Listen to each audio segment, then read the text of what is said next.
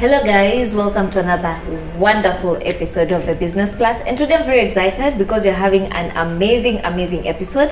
I'm with Kelvin Shani, the director and CEO of SIRNARE Animation Studio. Now, unaona zile storybooks zenye mmekuwa mkisoma primary school, the cover yenye inakuanga hapo cartoons nini. So today I'm having an animator who is the brain behind that, and we want to go through the whole process, just know how he comes up with the whole idea and how he just thought of making it a business and making money through that, because you say business is more than meets the eye, and you have just to get where there's a gap, make money out of that. And today a creative mind. So stick around, we're going to be having a big discussion here, and we'll be getting to dive more in the same. So Kelvin Shani, yes, thank you for being with us today, and thank you for inviting us. Karibu, thank you also for being here. All right, so tell us about SIRNARE. Yeah. Yes. So SIRNARE Animation Studios, or SIRNARE the person? Okay. I just realized that SIRNARE is your name. Yes. And you decided to use it for your brand. Yeah. Why is that? Why? When I was in high school, a friend of mine changed the name from SANARE to SIRNARE, and I was like, that sounds so cool. So I use it as my nickname from then on. Oh, so it's your actual name is SIRNARE, SA? Yes. All right, all right. That's creative. Thank so you. Tell us about the SIRNARE Studio. SIRNARE Studios is a company that offers animation, motion graphics, illustration, and graphic design. We have been in business since 2015. 2015. Yeah. This is our 8th year. And we've worked with NGOs, we've worked with corporates, we've also worked with regional and international clients as well. Okay. Yeah. So how did the business start? How did the idea come through? So ever since I was a kid, I loved drawing.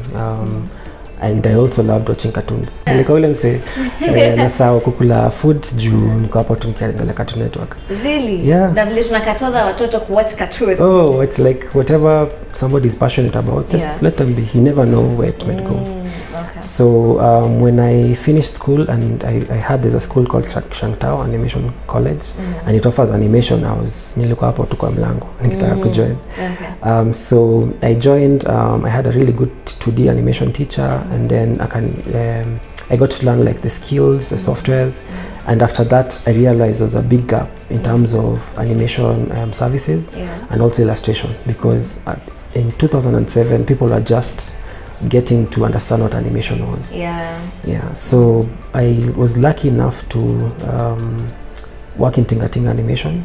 So there I got now to practice the art of animation. Nimesoma Shangtao alafu I got that opportunity to get the experience. Exactly.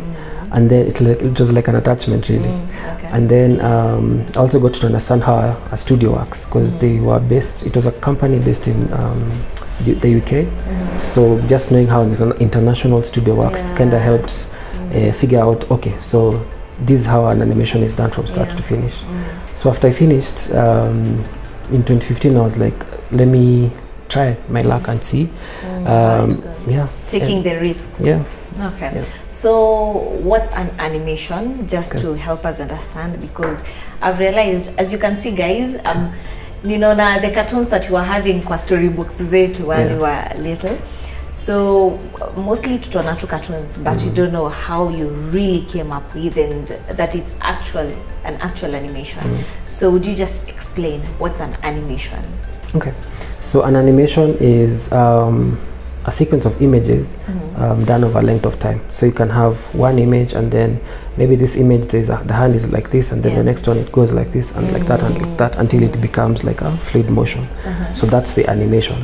An illustration, on the other hand, is just one image. So the difference between that is just the animation part is the motion part, and then the illustration is just one. It's still, it's not moving.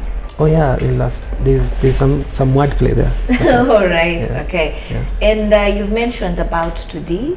So we know there's a 2D, there's a 3D. Exactly. What's the difference? So 2D animation is more cartoon-like, whereby it's very flat. For example, I don't know if the camera can see, the big angry guy, that's 2D. And then the person just below him who's dancing, that's 3D. So 3D feels more refined, more rounded, more defined. But 2D feels more hand-drawn. Okay. Yeah. And since we see that this is actually like more realistic than this, exactly. What influences what exactly you'll draw? Ni nini ndio ina influence nitatengeneza 2D this time that feel nataka 3D. Ni nini ina influence that? I'd say the resources you have on hand, in terms of time, the people, and also the budget for the production. So if the client or the production does not have a large budget, it's best to go 2D. Because 3D is just a step above 2D. And then 3D now is when narrow in a bank, like where, and also whether if the project is longer, I'd say. So maybe if it's like a series, if you're doing many episodes, it makes sense to just create everything at once and then replicate it. But in 2D, unfortunately, you'll have to draw so many times. So you have to keep drawing again and again. And I've actually seen you drawing for the 2D. You ni kama unachora on paper, but you're actually doing it here. Utatuelezea now what is this and how you actually draw it. So did you have to like learn drawing, or mtu mwenye ajui kuchora wewe sasa tafuta kazi nyingine, you can't do animation? Those are two questions. So did I have to learn drawing? Yes. So I just picked up from when I used to draw as a kid and in high school. So I just picked up from that. Also you refine? Yeah. So I just moved it from drawing on paper to drawing on the machine. And then in terms of if anybody can actually join animation, animation is very large. So there's that person who's drawing, who is called a visual developer. So that person is involved in doing the character designs, doing the backgrounds, doing the assets and the props. And then there's someone called a modeler, if it's in 3D animation. So the modeler pretty much, it's like they're using digital clay, like they're sculpting and making sure like the head looks exactly the way it was drawn. So for that, if you just have an idea about forms, or if you have that passion for it, you could actually work as a modeler. And then there's something called rigging. So rigging is not for elections, but it's for where we put like bones in the character that I've created. So the character, let me go back a bit. So the character you've created, it's like a puppet. And you see the way puppets, you have to put your hand and then move it. So that hand is the bone. So you have to put many hands inside the character to make it move around. So that's called rigging. That is very, very technical, and you don't necessarily need to know how to draw to do it. So there's just naming a few, there's so many aspects to it that you can get into it if you just have the passion. That thing for, if you like animations and you like telling stories in a very different way, there are many opportunities. So the point is, do you have the passion for it? Oh yeah, it's like flows out of me. And I also see that we have, it's like faces, kama faces za watu. So how do you come up with the drawings? Is it unaambiwa I want something like this, or you just sit down and just come up with an idea and draw it? I think it's a mix of the two. So the client or the project demands that they need a particular character. So if they want a Kenyan person, you look for the most stereotypical Kenyan person you can get. But if they have more details, for example, they say they want a tall person, a short person, they want a person who's in corporate, they want a person who like a kange. So you see so many such small details. You now think about your life and the people you've interacted with, who looks like what.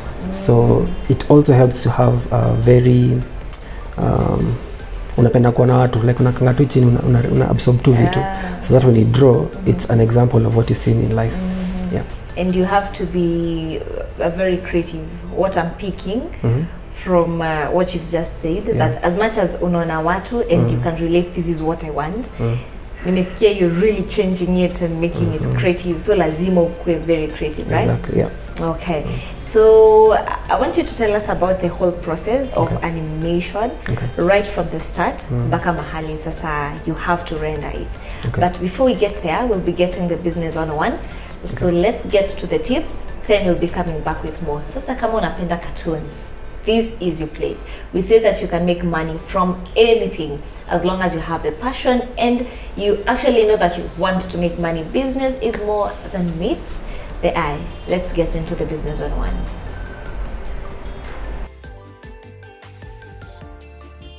So in terms of tips, what I'd say is be passionate, practice a lot. The only way you can actually be able to solve problems faster is if you encounter many problems, so it becomes easier. The other thing is use social media as your tool to be able to get more clients, to be able to also network with other creatives. Like for example, this meeting or this interview has come out of meeting on social media. So figure out what is the best social media for choice. If it's Instagram, if it's LinkedIn, if it's Facebook, if it's Twitter, whatever works for your field. And lastly, I'd say is wake up every morning and just make the next step. Like get out of bed, do the next step, the next step, the next step, until you get to the office or get to work, and do the next step, finish that work. Just keep pushing. It will all work out in the end. Hi, my name is Calvin Shani, the founder of SIRNARE Animation Studios, and you're watching Business Plus.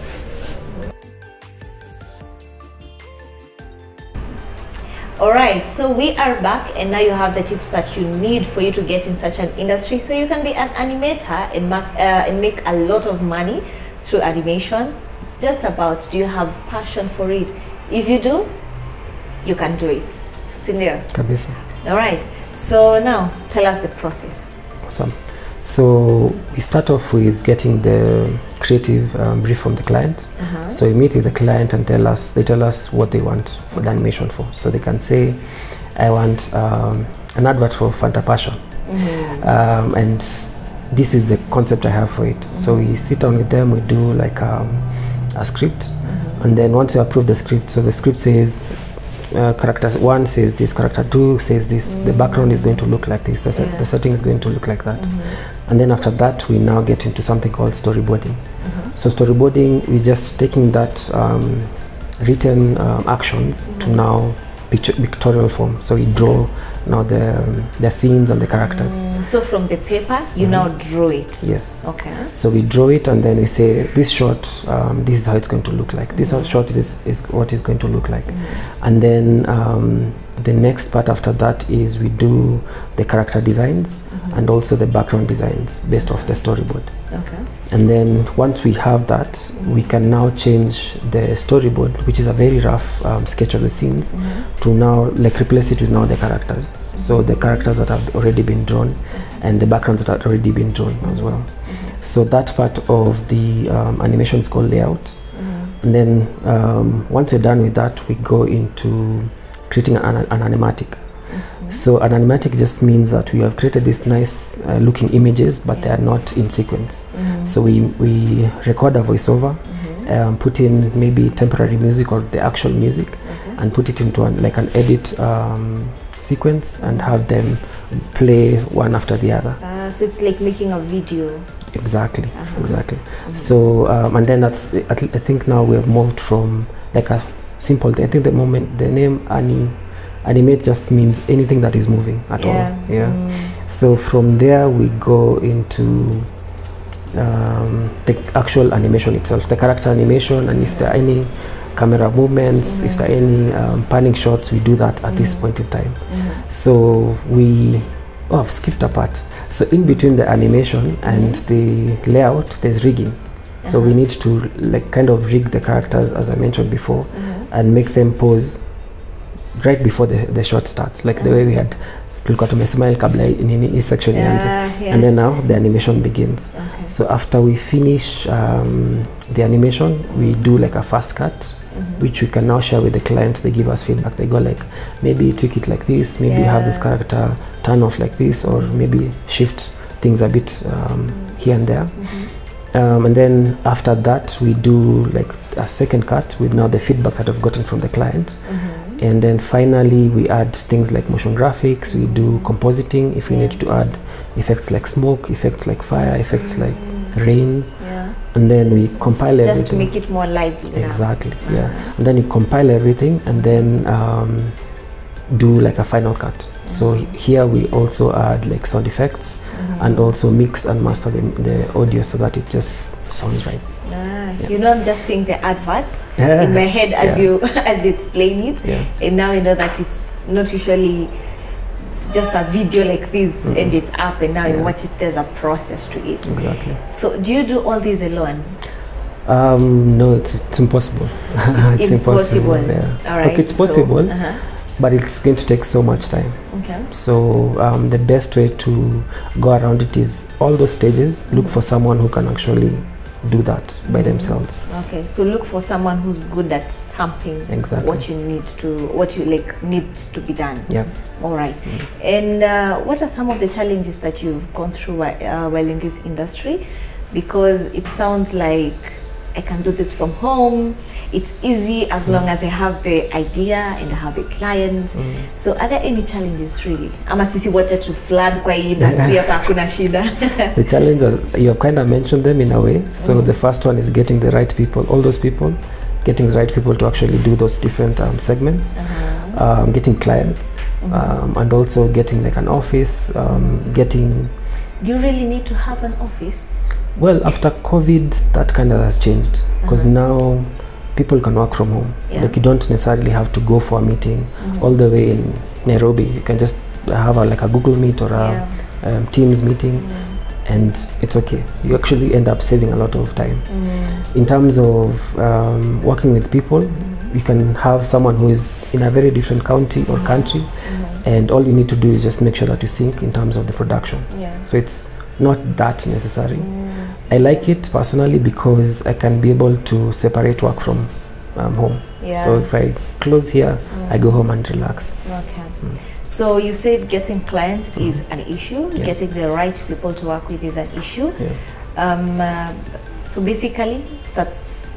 Oh no, that I'm not done. There are many issues, but as with any other business, it's a learning process. Like every day is a chance to learn something new. So I'd say those are mostly the major ones. Other ones could be maybe when you're starting out getting like equipment, because it's also quite pricey to get the equipment, and also keeping up to date with the softwares. Because today you're using Maya, and then the next year something else has come up, and the client or the animations you want to create demand for new software. So it's... You have to keep changing. And from your experience, what's the best, which is the best software to use for animations? Your brain. That's the best software. I totally didn't see that coming. So depends with how you want to make it. Because if the only thing that is constantly progressing is your brain. So the way you can actually get better is by seeing what problem you're trying to solve and then choosing the right tool. So that all happens in your brain. But if you say I'm going to use Maya only for all the animations I do, you're going to get stuck, because as I said before, things change very, very fast. Okay.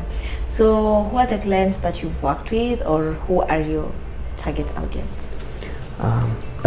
In terms of clients, I've been able to work with Netflix, Safaricom, Tigo Tanzania, and who else? I'd say a company called Funko Games, to name a few. Okay. And so I've heard that from the clients that you've mentioned, maybe for example Netflix, you'd tell that the work hapo is actually really good. So what exactly do you do just to make sure that you and your team you submit the best work and not just some moderate cartoons and just some things? So what do you do just to make sure that you submit the best? So the good thing about such clients is they have guidelines. They give you guidelines. For example, they want this kind of file, they want this kind of graphics. So they have already a brand guideline to guide you as you're creating the graphics. And then in terms of the skill, it's just making sure that you have the necessary skills for maybe animating, doing very good motion graphics that are appealing to the eye. If it's character animation, knowing how to act, like make your characters act believably, and just being professional from start to finish with the client. All right. Okay. And you've mentioned about the machines that you need for animation. Yeah. You have a very big machine here, Yeah. screen. You have another screen. You have a laptop. Yeah. So let's start with these. And I've seen that you're drawing here. You'll be telling us why you actually draw and how you do it. You'll be taking us through the process, literally as you draw. Yeah. But what's this big screen? Oh, so this big screen gadget thing, it's called a Wacom tablet. I don't know if in banks, remember there's a small gadget usually signed Yeah. with. So this is like a big version of that. All right. Yeah, so it's just digital pen display. So it has a special pen that allows you to draw on it. So instead of using paper, you just draw directly to the computer. Okay, that's easier. Yeah. All right, and so you'll be showing us, you'll be taking us through the process. Yeah. But as we finish this part, what makes SIRNARE unique from every other animation company? We have solution-based solution-based products. So we first of all hear the client out and figure out what they need, and then after figuring out the best way to approach that situation, that's when now we go into the creative stuff. So it's more business to business oriented, and we do not overload the client with a lot of technical animation jargon. We just go like, what problem do you want to solve, and how can we help you solve that problem? Right. Yeah. So the point is, if you want to start such a company, just get what is the problem of the client and bring in the solution. And that's the way to go. So take us through the process. Okay. We just see how you draw, because again, we need to know how do you kwa tablet, So take us through the process. We see it. Then from there, you will be ready to start your animation company. Some few challenges, but the advantages are way, way bigger. So let's get into this. Awesome.